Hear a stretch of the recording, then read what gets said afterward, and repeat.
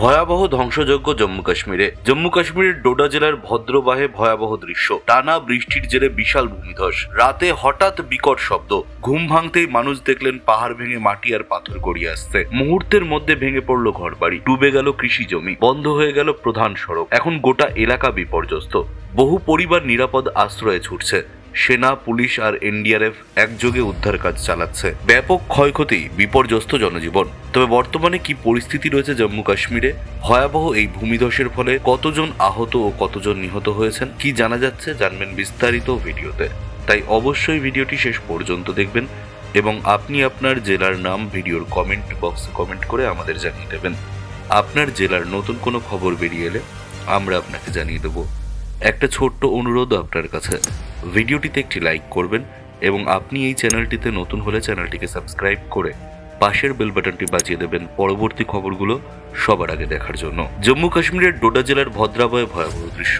বিশেষজ্ঞরা বলছেন গত 72 ঘন্টায় ভদ্রাবাহ অঞ্চলে 200 মিলিমিটারের বেশি বৃষ্টি হয়েছে। মাটি অতিরিক্ত স্যাঁতসেঁতে হয়ে পড়ায় পাহাড়ি অঞ্চলে ধসের আশঙ্কা বেড়েছে অনেক গুণ। এই ভূমিধসের ফলে অন্তত 2টি গ্রাম মারাত্মকভাবে ক্ষতিগ্রস্ত হয়েছে। একাধিক বাড়িঘর ধ্বংস হয়ে গেছে।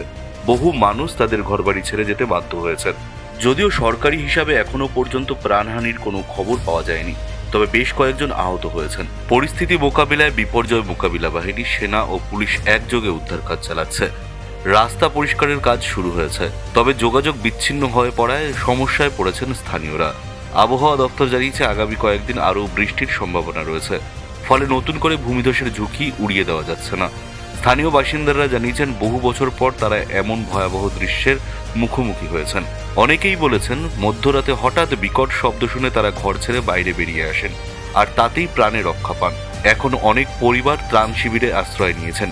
রাজ্য সরকার জরুরি তহবিল থেকে অর্থ বরাদ্দ করেছে এবং পুনর্বাসনের পরিকল্পনা করছে। এই প্রাকৃতিক দুর্যোগ আবারও প্রমাণ করে দিল অতিরিক্ত বৃষ্টিপাত, পাহাড় কেটে নির্মাণ, বৃক্ষছেদন এবং জলবায়ু পরিবর্তনের কারণে পাহাড়ি অঞ্চলের ঝুঁকি দিন দিন বাড়ছে। বিশেষজ্ঞরা সতর্ক করেছেন আগামী কয়েকদিন জম্মু ও কাশ্মীরের পাহাড়ি অঞ্চলে আরও বিপদ আসতে পারে।